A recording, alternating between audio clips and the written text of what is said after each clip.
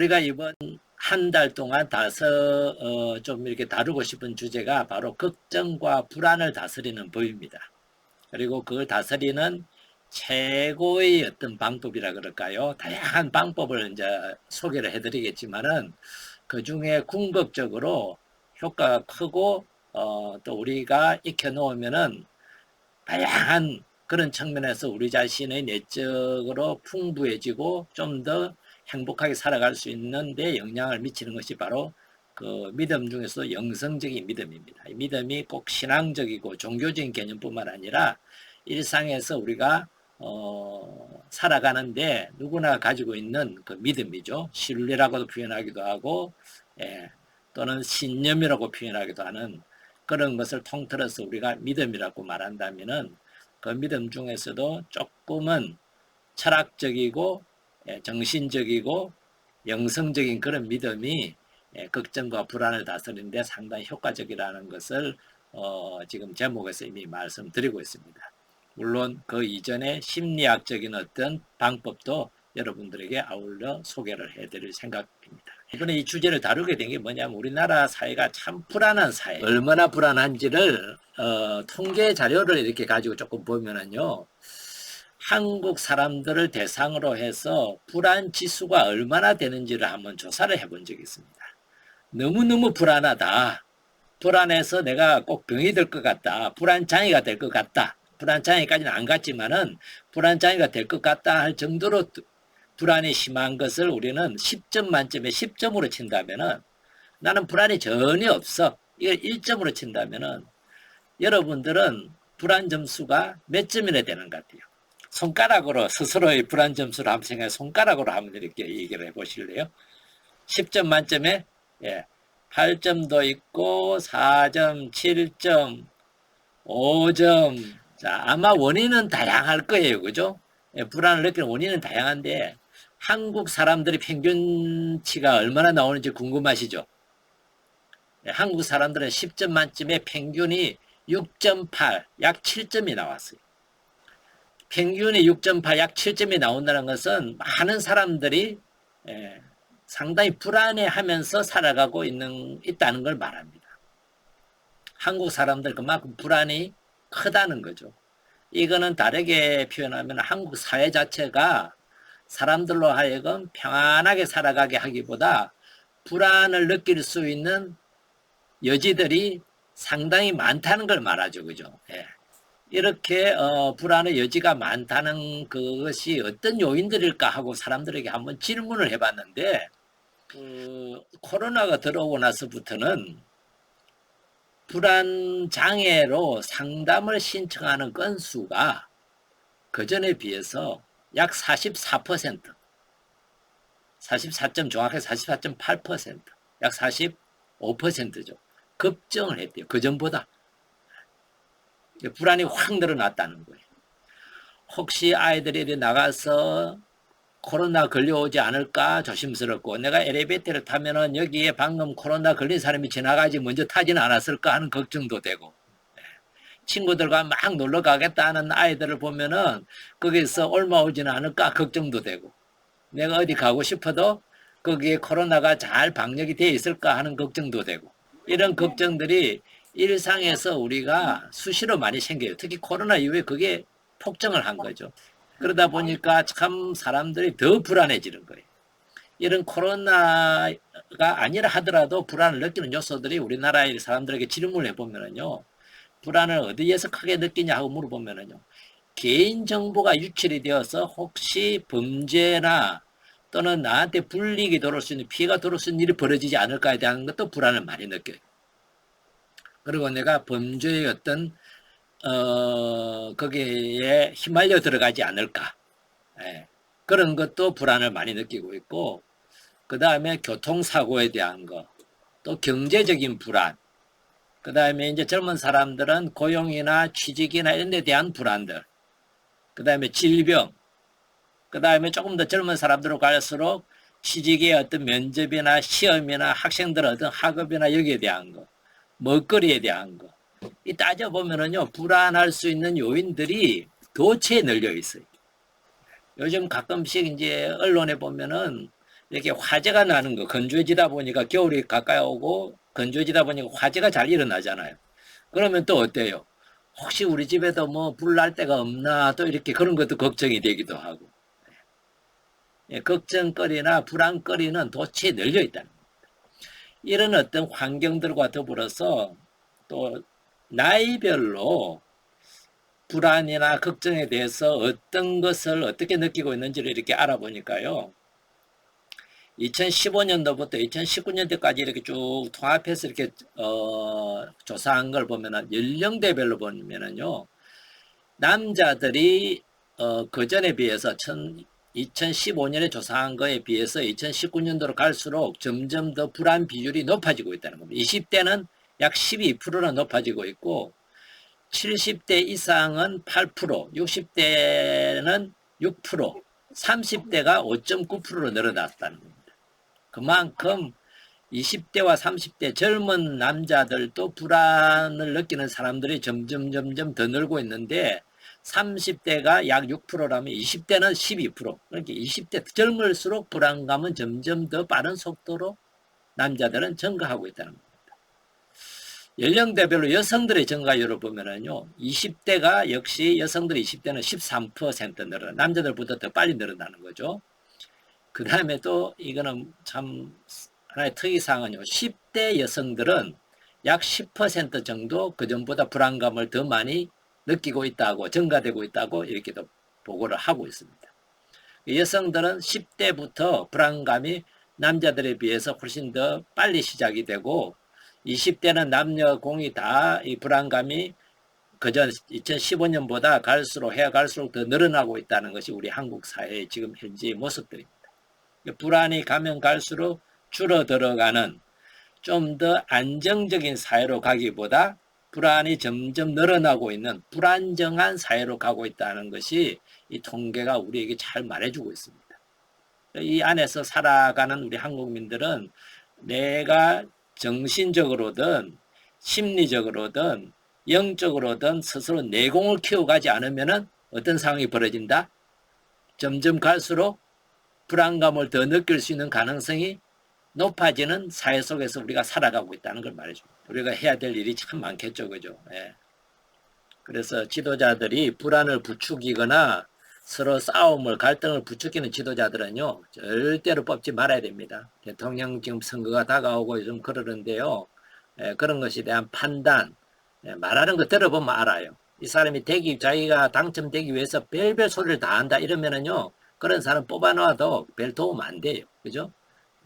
또 하나 우리가 이렇게 보면은요, 불안과 우울은 서로 뗄 수 없는 건데, 우리 한국 사회에서요, 남자들은요, 10대부터 시작해서 1, 2위를 차지하는 그런 어떤 정신질환이 뭔가 이렇게 보면은요, 10대부터 1등이 불안이고 2등은 우울로 나와요. 남자들은.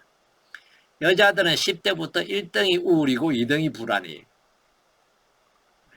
정신질환 중에서 가장 많은 것이 우울과 불안인데 남자들은 불안을 더 많이, 그 다음에 우울을, 여성들은 우울을 더 많이, 불안을 그 다음. 근데 불안이 지속되면 동시에 우울도 같이 올 때가 많아요. 불안해하는 자기 자신에 대해서, 그런 자기 자신에 대해서 뭐라 그럴까요? 기분 좋고 룰루랄라 하기가 어려워지잖아요. 그러니까 기분이 자꾸 다운되고 그런 자기 자신에 대해서 불만이나 거기에 대해서 스스로에 대해서 위축되는 것이 훨씬 더 많아지면서 우울은 자연스럽게 이렇게 가게 되는데, 이런 우리의 정신건강 문제를 이제는 정말 국가 차원에서 사회 제도 차원에서 이거를 뭐라 그럴까요? 돌보는 시스템이 필요해요. 사실 외국 같은 데 보면은요, 그 정신적인 어떤 그런 것을 다루는 상담사라든지 이런 사람들이 국민 1인당 비율을, 그러니까 국민 몇 명당 몇 명 이렇게 비율을 따져보면은요, 우리나라가 OECD에서도 꼴찌예요. 내가 정신적으로 힘든데 이 힘든 것을 좀 이렇게 나누고 도움을 받을 곳을 찾아보면은 참 어려워요. 쉽지가 않아요. 그런 것도 있지만 동시에 우리나라에서 사람들이 두려워하는 게 하나가 뭐냐 하면은 정신질환을 쉽게 감기나 다른 질환은 아파도 쉽게 병원에 가지만 정신적인 어떤 그런 어려움은 어때요? 병원에 잘 못 가죠. 그죠?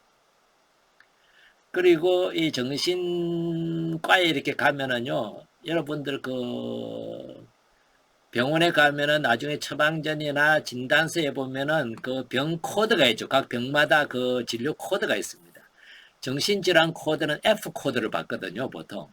근데 한 번만 가도 F 코드가 나오잖아요. F 등 이 코드가 있으면은요, 다른 보험이나 이런 데서도 보험료를 자꾸 올리려고 그런대요. 왜냐하면 정신질환을 가진 사람은 다른 병에 걸릴 확률도 상당히 높다고 보는 것이 일반적인 또 통계이기도 하고 그래요. 왜냐하면 정신적으로 건강하지 않으면은 육체적으로도 이런저런 질병에 걸릴 가능성이 상당히 높아지니까 보험회사들이 그런 것도 같이 고려를 하기 때문에 그런 것을 아는 사람들은 예, 정신과 진료를 안 받으려고 그래요. 그래서 그런 것 때문에 얼마 전에 국가에서도 F코드를 이렇게 하지도 않고 그냥 뭐라 그럴까요? 상담이나 또는 그냥 단순한 의료 상담으로 이렇게 정신과 질환이 아니라 의료 상담이라고 해서 코드를 부여하지 않는 그런 방법도 만들어냈지만 사람들이 그걸 잘 모르고 아직도 거기에 대해서 거부 반응이나 정신과에 간다는 거를 거부 반응이나 이런 게 많습니다. 상담도 잘 안 하려고 그래요. 아직까지 이제 상담이 많은 역할들을 하니까 조금이라도 주변에 어렵거나 여러분들 또 상담하는 것을 그냥 편하게 이렇게 하시면 참 좋다는 생각이 들어요. 외국에서도 그런 거를 참 많이 하는 편인데 우리나라는 아직도 거기에 대해서 어려움을 많이 갖고 있습니다. 이제 해보고 싶은 거, 이번 한 달 동안에 해보고 싶은 게 이겁니다. 우리의 목표를 정확하게 한번 정해보는 겁니다. 이 4주 동안에 이제 강좌의 목표가 뭐냐 하면은요, 걱정이나 불안을 다스리는 방법을 배우는 거예요. 다스리는 방법이 있어요. 그거를 배우기 위해서는 이 과정, 잘 다스리려 그러면은, 뭐가 먼저 필요하냐 하면은요, 이 불안이 뭔지, 걱정이 뭔지 정체를 정확하게 알아야 돼. 우리가 자동차를 잘 운전하는 사람이나 잘 고치는 사람은 자동차의 구조에 대해서 잘 알아야 되는 거죠. 농사 잘 짓는 사람은 뭘 알아야 될까요? 잡초와 농작물을 구분할 줄 알아야 돼요. 제가 처음에 저는 이제 촌놈이고 농사를 지었다가 수도원에 들어왔으니까요. 수도원에서 이렇게 강화 같은 곳에서나 양평 이런 곳에서는 시골이기 때문에 우리가 이제 농사도 같이 조금은 같이 지어요.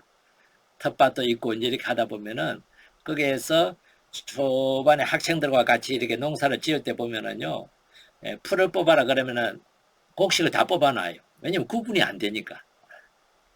그러니까 뭘 모르면은 내가 아무리 노력을 해도 최선을 다하려고 해도 결과는 어떨 것 같아요. 엉뚱한 결과가 나옵니다. 그래서 우리가 아무리 좋은 의도나 지향으로 불안이나 걱정을 잘 다스리려고 한다고 해도 걱정이나 불안이 가지고 있는 이 속성이 뭔지, 특징이 뭔지, 이놈이 어떤 놈인지를 명확하게 모르면은 내가 다스리기가 어려워요. 쉽지가 않습니다. 그래서 그것을 먼저 잘 이해하는 과정을 처음 이제 거치게 될 거고요. 그 다음에 원인을 찾아보는 거예요.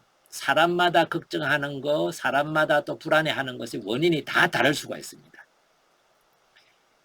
보통 유튜브라든지 이런 데 보면은요, 걱정이나 불안을 다스리는 방법에 대해서 굉장히 많이 얘기를 하고 있는데, 주로 방법이나 그런 어떻게 다스리는지 그 팁들은요, 때때로 도움이 되지만 어떤 경우는 도움이 안 될 때가 있을 경우가 있다 말입니다. 그게 왜 그러냐면 원인이 사람마다 다르기 때문에 원인에 맞는 처방들이 사실은 필요한데 그것을 모르고 그냥 일반적으로 가다 보면은 도움이 될 수도 또는 조금은 도움이 될 수도 있고 아예 안 될 수도 있고 그런 이제 가능성들이 많이 열려 있습니다. 우리가 원인을 이렇게 찾아보는 이유는 내가 불안해하는 거, 내가 걱정하는 거 이런 것들의 원인을 스스로 한번 찾아보는 과정을 거침으로 해가지고 나에게 맞는 해결책, 나에게 맞는 걱정이나 불안을 다스리는 것을 조금 더 구체적으로 이제 찾아내기 위함이라고 보면 되겠습니다. 그래서 원인을 찾고 나면은 그 다음에 해결책을 이제 찾아보는 거죠. 걱정을 다스리는, 불안을 다스리는 다양한 방법들을 이렇게 한번 찾아보는 거. 찾아볼 때 뭐 다양한 방법들이 있겠지만 그것이 나한테 어떤 것이 맞을지를 이제 찾아내는 것도 중요하겠죠. 그죠? 예. 그걸 찾아내는 과정을 거쳐서 실제로 내가 적용해보고 내가 실행해보고 그래서 그 가능성들이 그 방법이 나한테 얼마나 효과적인지를 찾아서 좀 더 확장하거나 좀 더 변화시키거나 이런 것들을 해보는 전체적인 과정을 이 강좌의 목표로 이렇게 삼습니다. 그래서 잠시 지금 이제 쉬고 시작을 할 텐데요. 잠시 쉬는 시간에 여러분들에게 한 몇 가지 질문을 드릴 테니까요. 우리 공동 카톡 있죠, 그죠? 거기에다가 이제 올려놓을 테니까요. 거기 올라가면 그 톡 위에 그림 위에 보면은요, 그 막 꼬부랑글이 쫙 있잖아요. 그거를 이렇게 누르시면은 링크가 연결이 되어서 11월 행복 톡톡이라고 이제 이렇게 열릴 거예요.